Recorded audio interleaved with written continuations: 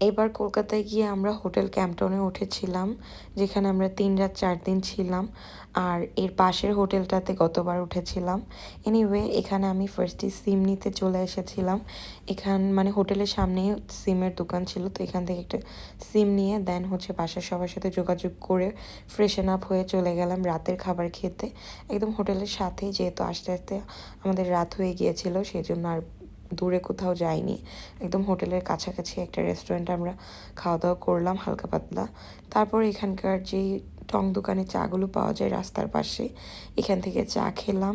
দেন এসে আমরা ঘুমিয়ে গিয়েছিলাম। অ্যান্ড এটা এর পরের দিন সকালবেলা হোটেলেই কমপ্লিমেন্টারি ব্রেকফাস্ট দেওয়া থাকে, বুফে। তো এখানকার ব্রেকফাস্ট ট্রাই করতে এসেছিলাম।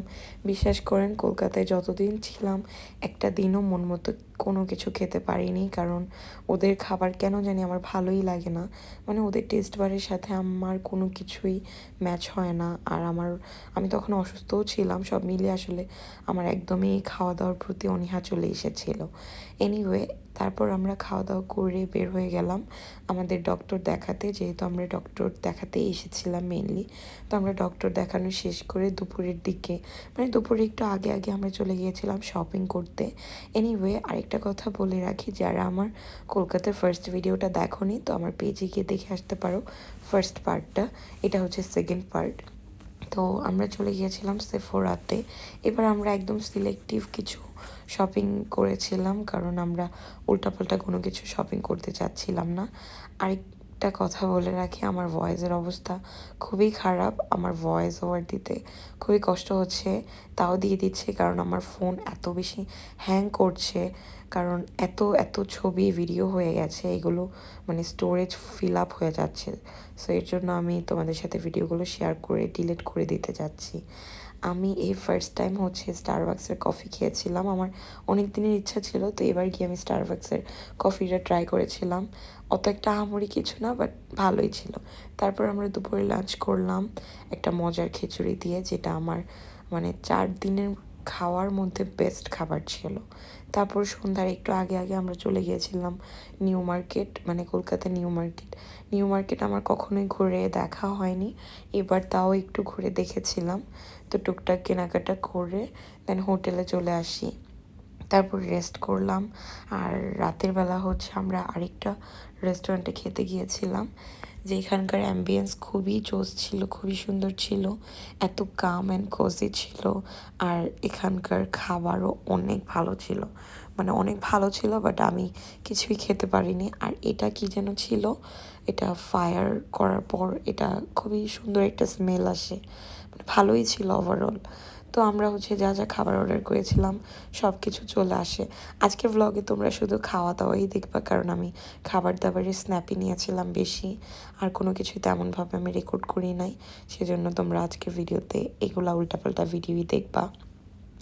তো তারপর আমরা এখানে খাওয়া দাওয়া করে হোটেলে চলে আসি। অ্যান্ড এটা এর পরের দিন সকালবেলা আমাদের মানে ব্রেকফাস্ট করতে গিয়েছিলাম। সেদিনও বুফে ব্রেকফাস্ট ছিল, বাট আমরা সিলেক্টিভ কিছু খাবার দাবার নিয়ে একটু ট্রাই করছিলাম। তারপর আমরা চলে যাই আমাদের টুকটাক কেনাকাটা করার জন্য। সেদিন এত বৃষ্টি হচ্ছিল বাহিরে, তারপর আমরা টুকটাক শপিং করেছি। অ্যান্ড এত সুন্দর একটা ক্যাফে ছিল, এটার নাম আমার এখন মনে নাই, বাট সত্যি ক্যাফেটা খুবই সুন্দর ছিল। আর মানে এত জোস, আমি কয়েকটা ছবি তুলতে চেয়েছিলাম, বাট আমি আসলে এত বেশি সিক ফিল করছিলাম মানে যার জন্য আমি আর কোনো কিছুই রেকর্ড করতে পারি নাই। তারপর একটা কফি আর কিছু কুকিজ নিয়ে আমরা গাড়ি করে চলে যাচ্ছিলাম হোটেলে। অ্যান্ড এটা রাতের মানে সন্ধ্যার দিকের খাবার ছিল, এটাও মজা ছিল।